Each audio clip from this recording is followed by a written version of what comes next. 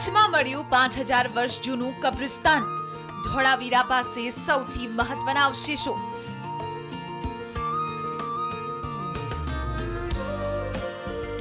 ગુજરાતમાં અનેક પુરાતત્વ સંસ્કૃતિના અવશેષો છે અને જેમ જેમ સંશોધન થાય છે તેમ તેમ વર્ષો જૂની રહેણીકરણીના રહસ્ય ખુલી રહ્યા છે.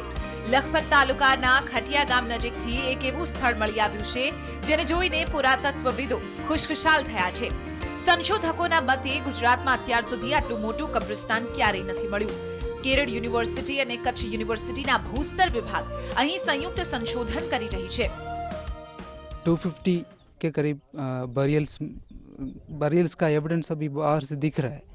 तो एक छोटा सा एरिया में हम लोगों ने एक्सकेवेशन किया तो अभी ऑलमोस्ट 28 बरियल्स निकला है एक्सकेवेशन में.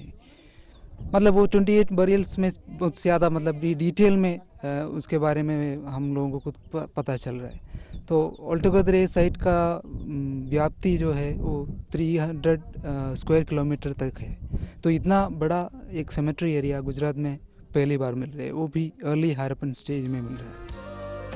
2016-17 માં પ્રાથમિક સંશોધન બાદ અભ્યાસ માટે મંજૂરી અપાઈ હતી અને જાન્યુઆરી 2019 થી સંશોધન શરૂ કરાયું.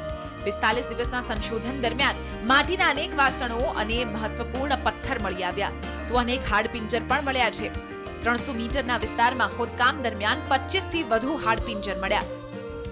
इसका पढ़ाई से हमें ये पता चला कि उस समय में लोगों को कैसे दफनाते थे और दफनाते मतलब कौन सा तरीके में दफनाते थे और ये दफनाए हुआ आदमी औरत या आदमी था और उनका उम्र कितना था मरते वक्त और इनका DNA स्टडी से ये लोग कहाँ से आया होगा, ये सब बहुत सारे जानकारी हम ले सकते हैं. लेकिन इसके लिए थोड़ा टाइम लगेगा.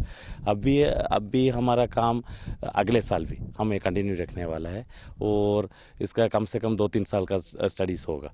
TV9 ગુજરાતીની YouTube ચેનલને સબસ્ક્રાઇબ કરો અને બેલ બટન જરૂરથી દબાવો જેથી દરેક વિડીયોના નોટિફિકેશન તમને મળતા રહે. કચ્છમાં આમ તો આ પહેલા ધોળાવીરા, ધાણેટી સહિતના વિસ્તારોમાંથી અનેક પુરાતત્વીય સાઇટ મળી આવી છે જેણે ઇતિહાસના અનેક રહસ્યો ઉજાગર કર્યા છે. પરંતુ સંશોધકોના મતે આસપાસના વિસ્તારોમાં પ્રાથમિક સંશોધન બાદ જ્યારે વધુ કામ થશે ત્યારે આખી વસાહત અથવા તે સમયની ઘણી વસ્તુઓ મળી શકે છે.